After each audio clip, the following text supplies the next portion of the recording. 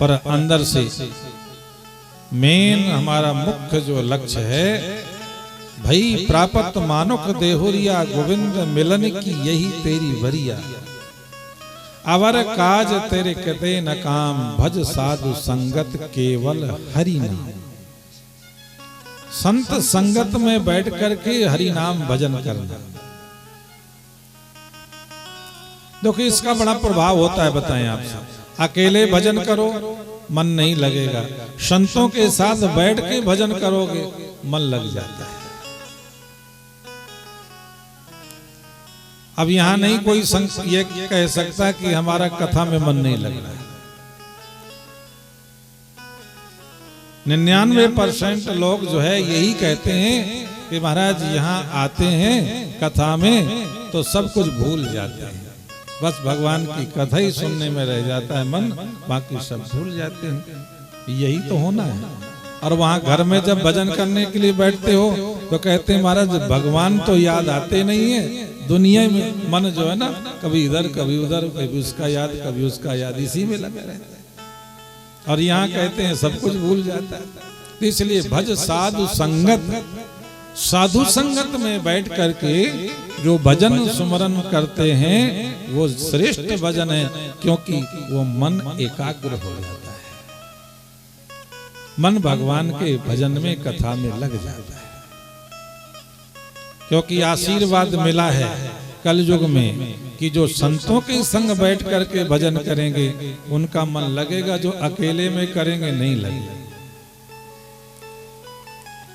इसलिए भक्तों को स्मरण रहता है, भक्तों की एक इच्छा बनी रहती है कि कब साधु संत आवे हमारे ग्राम में, क्षेत्र में, और हमें उनके सानिध्य में बैठने का अवसर मिले और कथा श्रवण करने का आनंद मिले। तो अश्वत्थामा के कुत प्रयास से द्रौपदी के 5 पुत्रों की हत्या हो गई।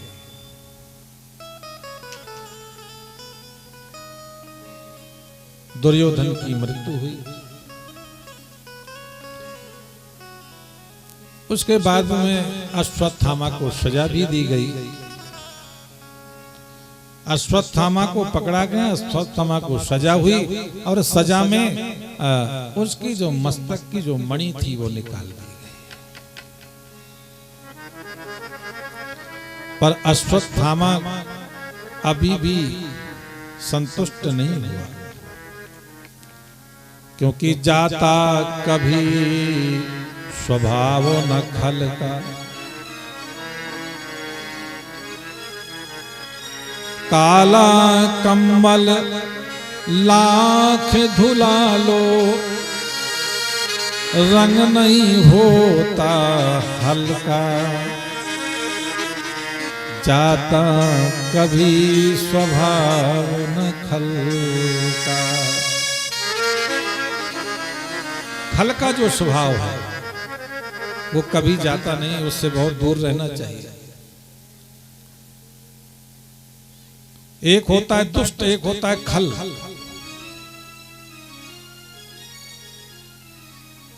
आपके घरों में भी आपने देखा होगा, आपके घर में खल होती है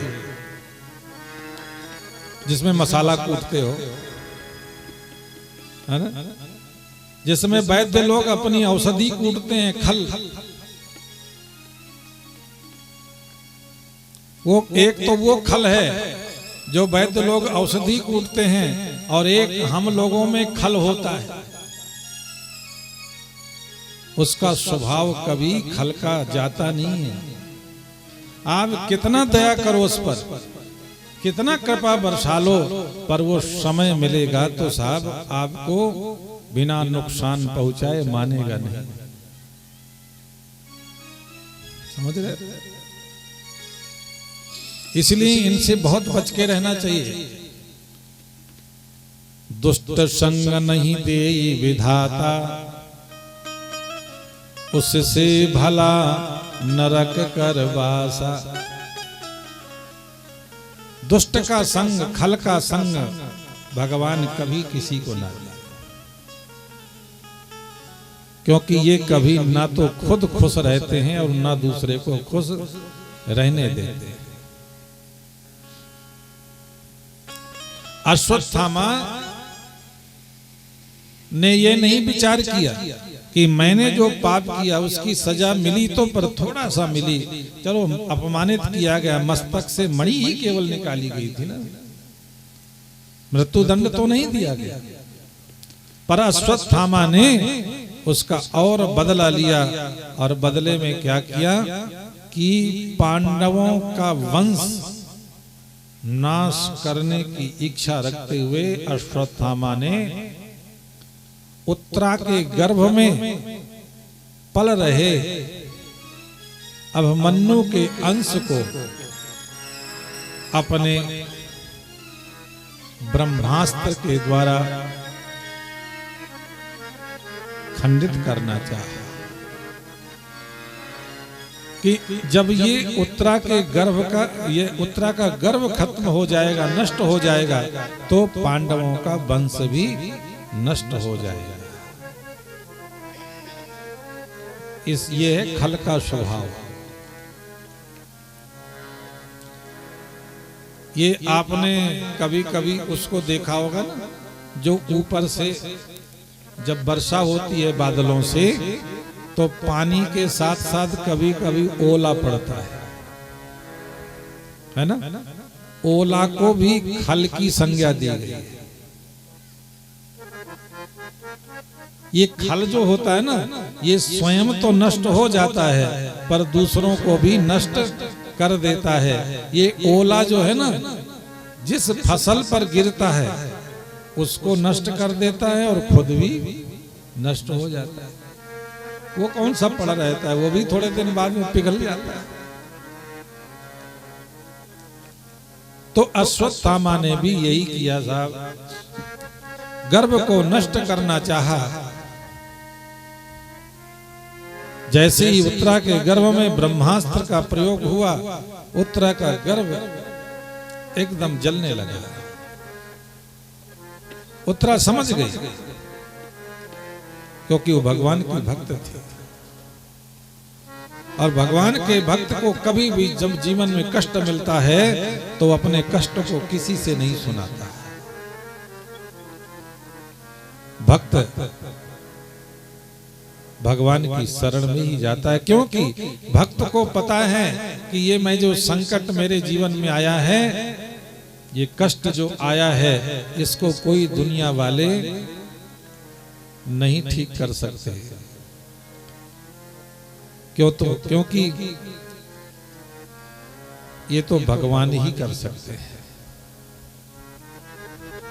हम लोगों को अपना कष्ट सुनाते हैं ना, तो सामने देखने में तो सुनते हैं, और जैसे ही पीठ पीछे होते हैं ना तो हंसते हैं लोग कि अब ठीक हुआ, बहुत हंसता घूमता था।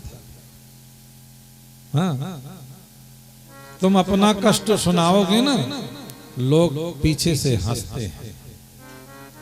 इसीलिए भक्त को कभी अपना कष्ट नहीं किसी को सुनाना चाहिए। अपने कष्ट को सुनाना है ना, तो भगवान से सुनाओ, क्योंकि वही सुनेंगे। दुनिया नहीं सुनती, दुनिया तो हंसती है। इसलिए उत्तरा ने ये निश्चय किया कि मुझे तो बस भगवान की शरण ही जाना है, तो सीधा उत्तरा भगवान कृष्ण के पास गई। पाहि पाहि महाभाग तत्र तत्र जगत गुरु। देखो, ये कथा केवल कथा नहीं, ये एक मार्गदर्शन है। आप इधर से उधर बैठ करके अपने जीवन की कथाएं सुनाते रहते हो, कहते नहीं, आप भगवान की शरण में जाओ। अपना कोई सुख दुख है तो किसको सुनाना चाहिए? निज सुख दुख सब गुरु ही सुनायो। निज सुख दुख सब गुरु ही सुनायो। मुझे सुख दुख सब गुरु ही सुनायो।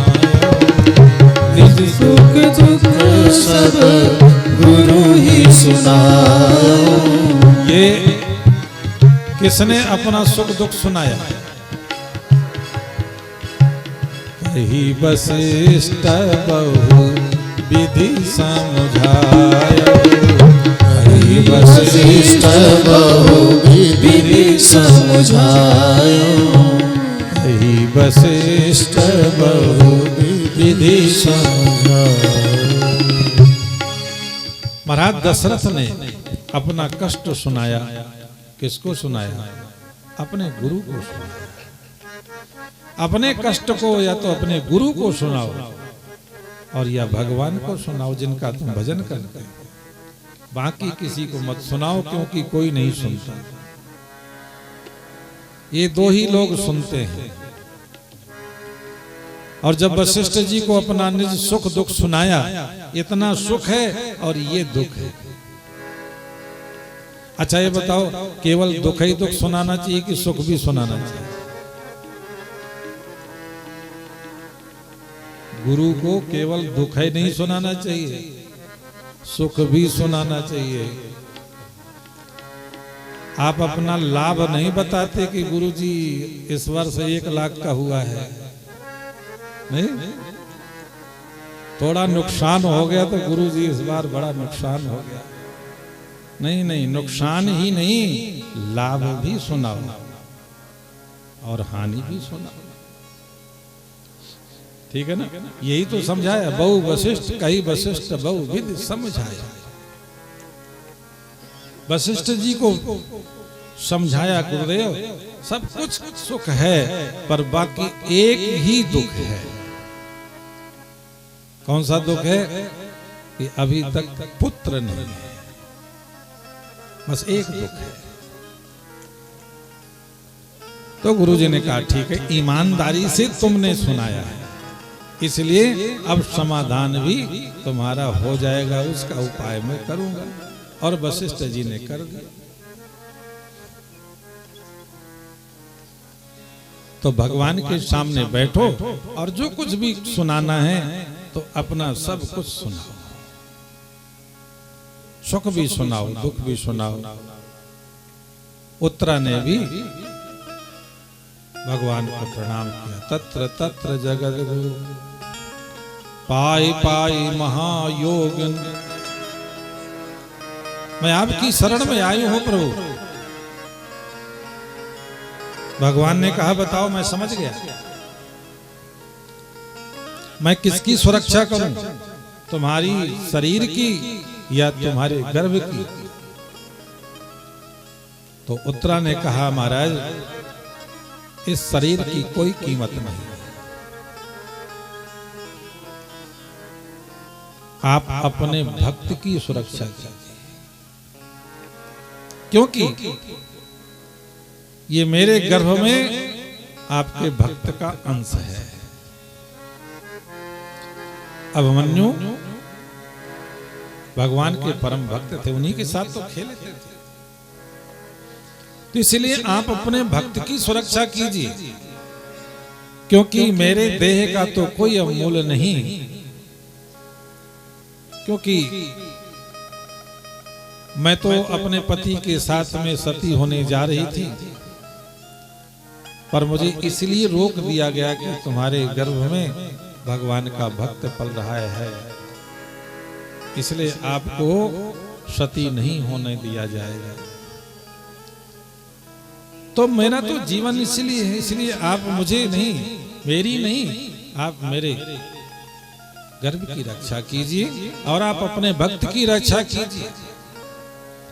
भगवान ने कहा तुम्हारा संकल्प सुनकर के मुझे बहुत सुंदर लगा देवी उत्तरा, अब तो मैं तुम्हारी भी रक्षा करूंगा और तुम्हारे गर्भ की भी रक्षा करूंगा। बस देखते ही भगवान उत्तरा के गर्भ में सूक्ष्म रूप से उत्तरा के गर्भ में प्रवेश कर गए और अपने चक्र सुदर्शन के द्वारा अश्वत्थामा के ब्रह्मास्त्र को शांत कर दिया। और जब ब्रह्मास्त्र खंडित हो गया, नष्ट हो गया, उत्तरा का गर्भ संकट निवृत्त हो गया, और ये बात जब पता चली कुंती माता को, तो कुंती माता आई दौड़ी हुई और आज भगवान कृष्ण के चरणों में गिर गईं, क्योंकि पहले कभी जो है ना प्रणाम नहीं करती थी, क्योंकि नाते में जो है ना कुंती जी जो है ना बुआ लगती थी।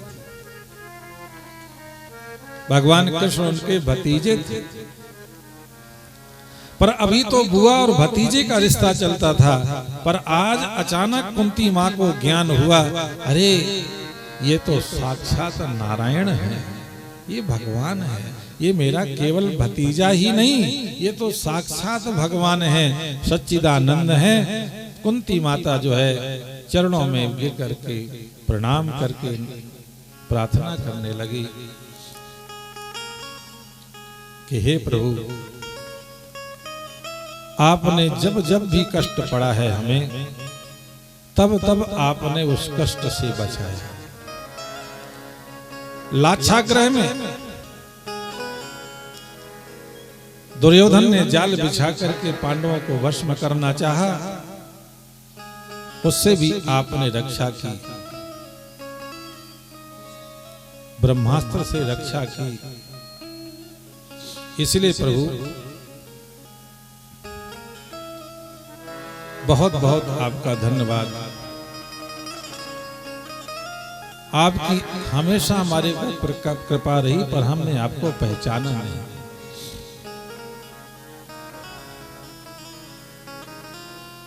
भगवान ने कहा, मां बुआ जी, अच्छा एक बात बताओ, मैं तुमसे प्रसन्न बहुत हूं। आज मैं चाहता हूं कि तुम कुछ मांग लो, क्योंकि जब से मैंने देखा आप दुखी ही रही हो, तो आज मैं खुश होकर के कहता हूं कि आज तुम मुझसे कुछ मांग लो। तो कुंती मां ने कहा, मांगा तो आज आपसे बहुत बार हमने, पर अगर आपने कहा है कि मांग लो, तो आज मैं आपसे जरूर मांगूंगा। तो कहने लगे, मांग लो, मुझे बहुत खुशी होगी देने में। तो कुंती मां ने कहा कि हे कृष्ण, हमें आप दुख दे दो। भगवान कृष्ण ने कहा, दुख? संसार के लोग कभी दुख तो मांगते नहीं है मुझसे, हमेशा लोग सुख ही मांगते हैं, पर आप तो दुख मांग रही हो। कुंती जी ने कहा, मैं दुख इसलिए मांग रही हूं कि आज मुझे पता ये चला कि जब जब हमारे जीवन में दुख पड़ा, तब तक हमने आपको याद किया और आपकी शरण में आए, और आपने उन दुखों का अंत भी किया। और जैसे ही दुख खत्म हो गए, सुख मिल गया, तो हम आपको भूल जाते थे। तो आज निर्णय मैंने ये किया कि आप मुझे वो दुख दो जो आकर के कभी जीवन से जाए ही, एक बार आ जाए तो फिर छोड़ के जाए ना, वो दुख मुझे चाहिए। भगवान नारायण ने कहा कि बुआ फिर विचार कर लो, दुख मांग रही हो, सुख मांग लो। कुंती जी ने कहा, सुख के माथे सिल पड़े, जो नाम हृदय से जाए, बलिहारी वो दुख की, जो पल पल नाम रटाए। वो दुख की बलिहारी है कि जब जब दुख आया, तब तब हम आपके नजदीक हुए, आपके शरण में आए, सुख मिला तो हम आपसे दूर होते गए, इसीलिए प्रभु हम अब ये चाहते हैं कि हम आपको कभी ना भूलें, और अगर आप हमेशा हमको याद रहें तो वही एक रास्ता है कि अगर जीवन में दुख रहेगा तो आप हमेशा हमारे पास रहेंगे, और सुख आता है तो आप हमसे दूर हो जाएंगे।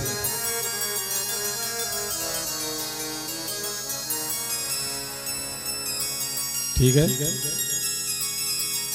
देखो ऐसा किसी ने आज तक मांगा नहीं इतिहास में। अगर मांगा है तो केवल कुंती जी ने ही जीवन में दुख मांगा है, परंतु भगवान भी समझते हैं।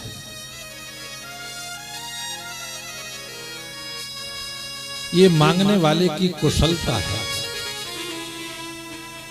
कुंती मां को भगवान ने अपना आशीर्वाद दिया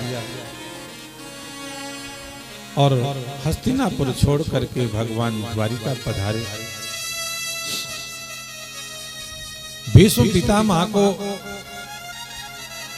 भगवान ने अंतिम समय, भीष्म बाबा को अंतिम जब उनके प्राण प्रयाण कर रहे थे उस समय भीष्म पितामह को भगवान ने दर्शन दिया और उनको मोक्ष की प्राप्ति कराई।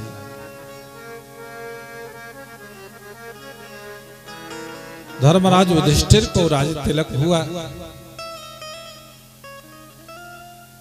उत्तरा के गर्भ से परीक्षित जी महाराज का जन्म हुआ। जन्म के समय बड़ा उत्सव मनाया गया और उस उत्सव काल में एक बार भ्रमण करते हुए विदुर जी महाराज हस्तिनापुर आ गए, क्योंकि वो बाहर चले गए भ्रमण करने के लिए। तो विदुर जी महाराज का बड़ा स्वागत हुआ, धर्मराज युधिष्ठिर ने बड़ा स्वागत किया। विदुर जी ने पूछा कि धृतराष्ट्र महाराज कहाँ हैं? बताया कि हम कमरे में बैठे हैं। विदुर जी मिलने गए धृतराष्ट्र के पास में, प्रणाम किया, परिचय दिया। धृतराष्ट्र ने कहा, आओ विदुर, आप ये बताओ कहाँ गए थे आप? कहने लगे, मैं तीर्थ यात्रा करके आया हूं। धृतराष्ट्र ने कहा, विदुर जी तीर्थ यात्रा का अपना अनुभव बताओ मुझे भी, आपने क्या क्या देखा? विदुर जी ने कहा, राजन महाराज मैंने एक घटना देखी, वो आज भी मुझे भूल नहीं रही।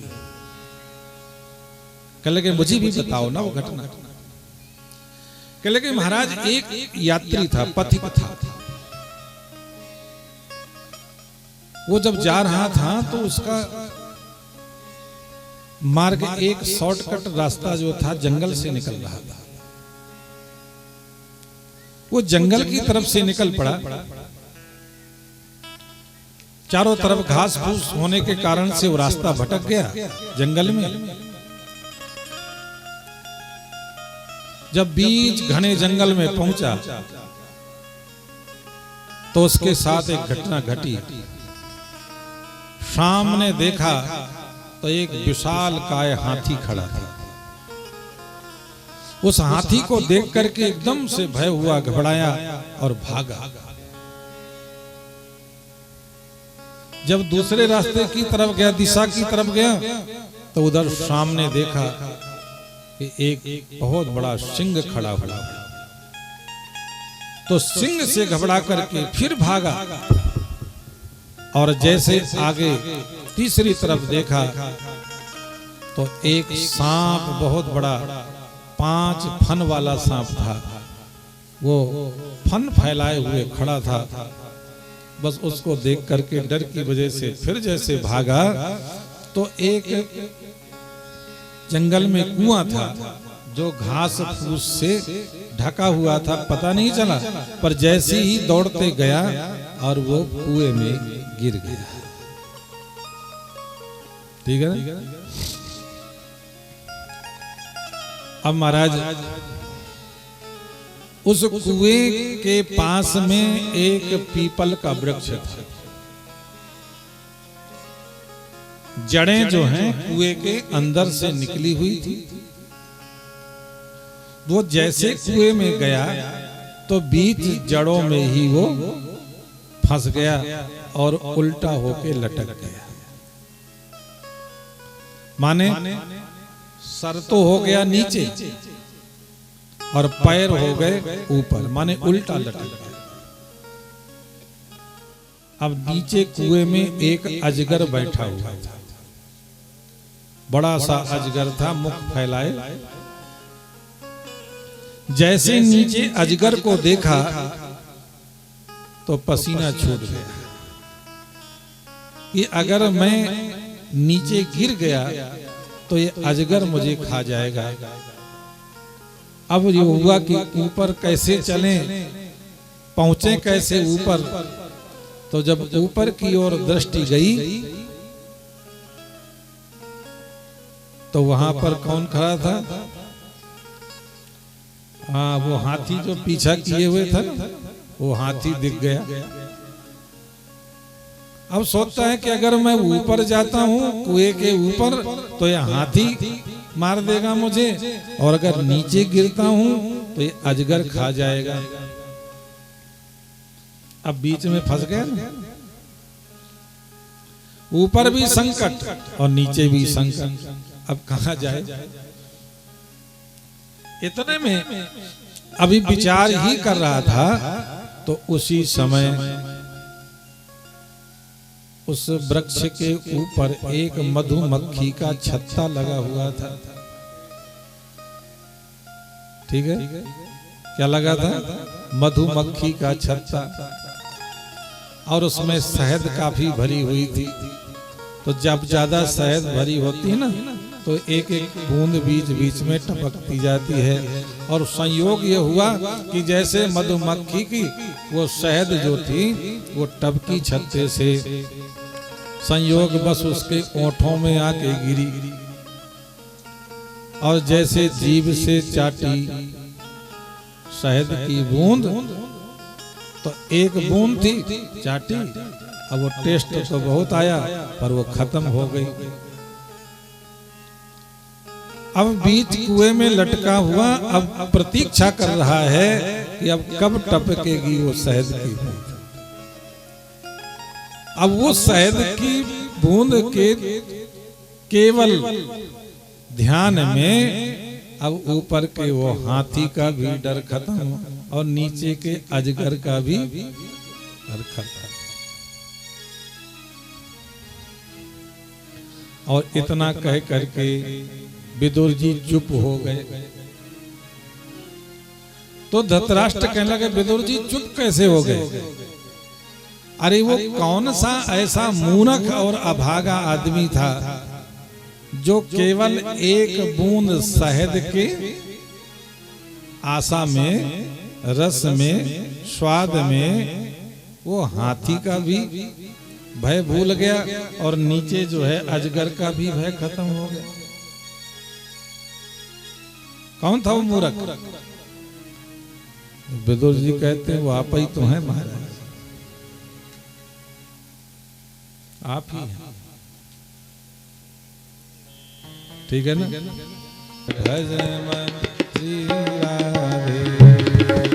श्री राधे गोपाल भज मन श्री राधे। हरे श्री राधे गोपाल भज मन श्री राधे।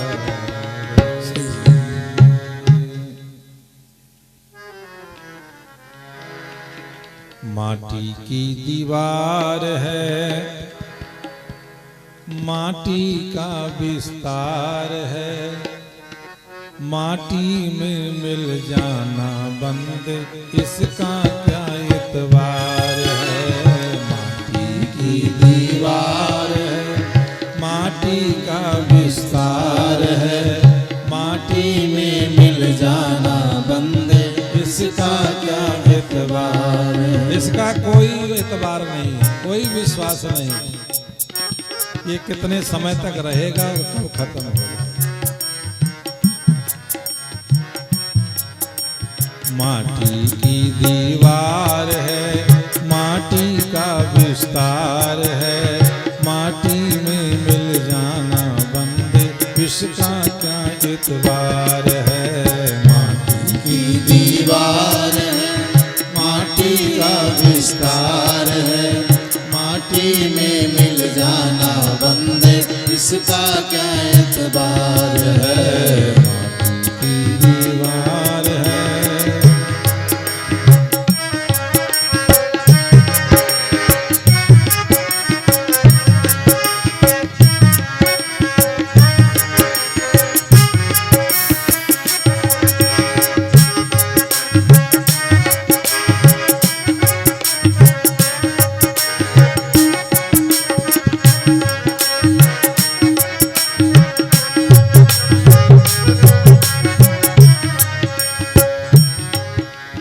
गोरा काला रंग देख कर भूला फिरे दीवाना तू, भूला फिरे दीवाना तू।